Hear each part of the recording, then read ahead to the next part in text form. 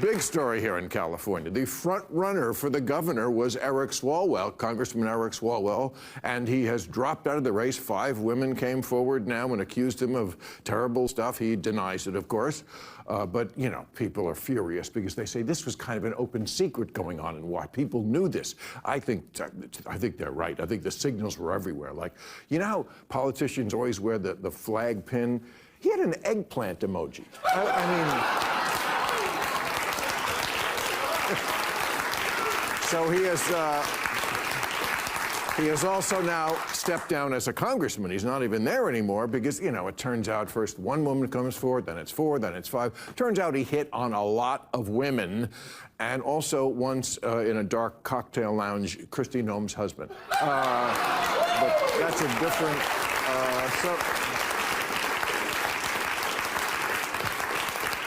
So he is completely gone, but before he left, he did apologize to the 11 million women voters in California and invited them all to his hotel room. All right. The walls are closing in on Eric Swalwell, and that is where we begin with new reporting. 2 separate investigations have been launched into the disgraced former congressman's behavior after 5 women came out accusing him of misconduct. And in 2 cases... Yes, the person who posted this video, why didn't the public hear about this sooner? New allegations against former Representative Eric are raising bigger questions about what insiders and lawmakers knew and when. If they were whispered for years, why didn't they come to light? This is the question a lot of people are asking. You've seen Maher calling these people out directly. At some point, you will question, like, these people have a list. If they tell you don't do this, you continue to do, they just come forward with that list and blow it up. This is exactly what we witness. The walls are closing in on Eric Swalwell, and that is where we begin with new reporting. 2 separate investigations have been launched into the disgraced former congressman's behavior after 5 women came out accusing him. Now listen to this. There have been whispers in Washington for years about his alleged misconduct. So why is this the first time we are hearing about it? Now look at this. Back in 2017, CNN reported that there was an unnamed California lawmaker who pursued at least 6 female staffers, but they never revealed who that lawmaker was because they said the stories were not verified. Now, that's fair. We do not know if that was Eric Swalwell to whom they were alluding, but why didn't CNN follow up on their own reporting? That's what any news organization would do. In that same year, just 1 month later, Politico reported that at least 20 lawmakers accused of sexual misconduct were about to be unmasked. But listen to this. They were never unmasked. We do not know their names. Why?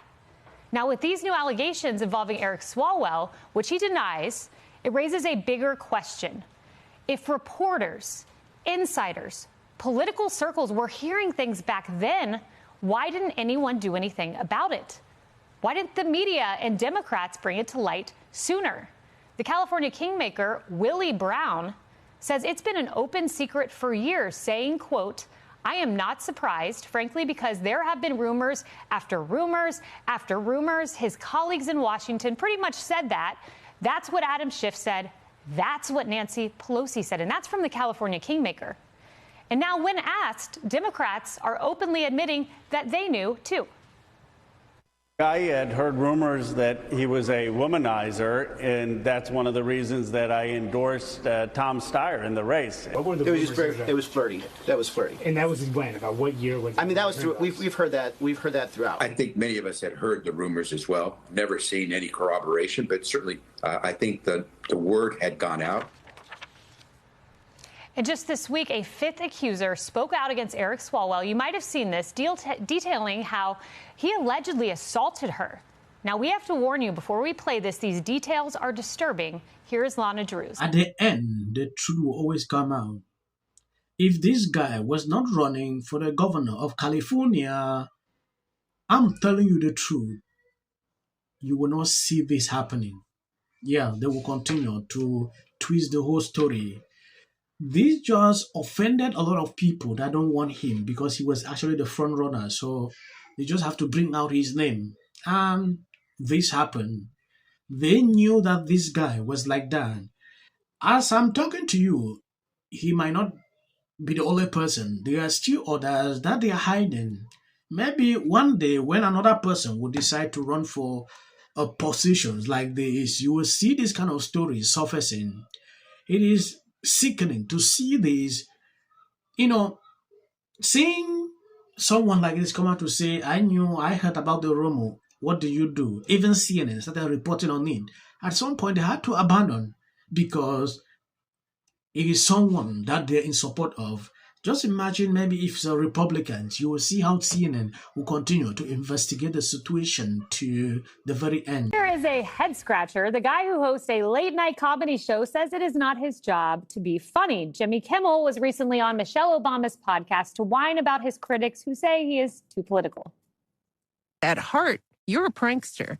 You're a morning show radio guy, but here we are in these times, and you have so bravely and boldly used your platform to speak truth to power, as they would say. To say that, well, your job is this, it makes me, I bristle at that because, first of all, don't tell me what my job is. Exactly. I don't tell you what your job is. My job is whatever I decide my job is, or whatever my employer allows me to do. That's what my job is.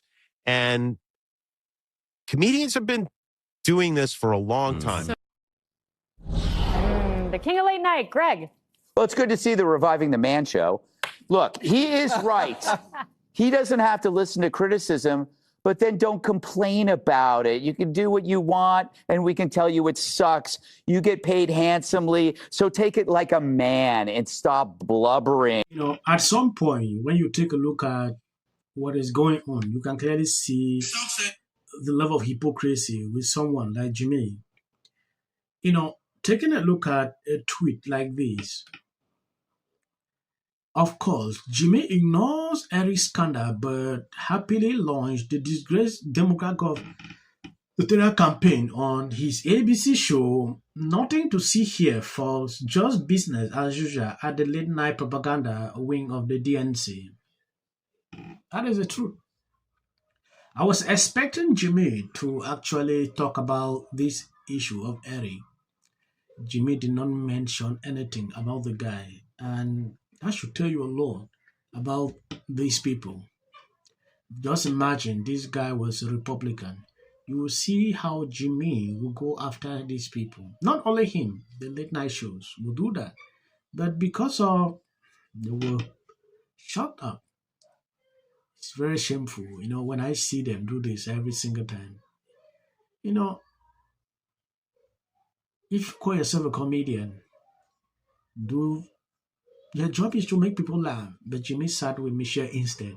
Even watching the Michelle podcast, I thought along the way, maybe they will mention something like that. They had to dodge away.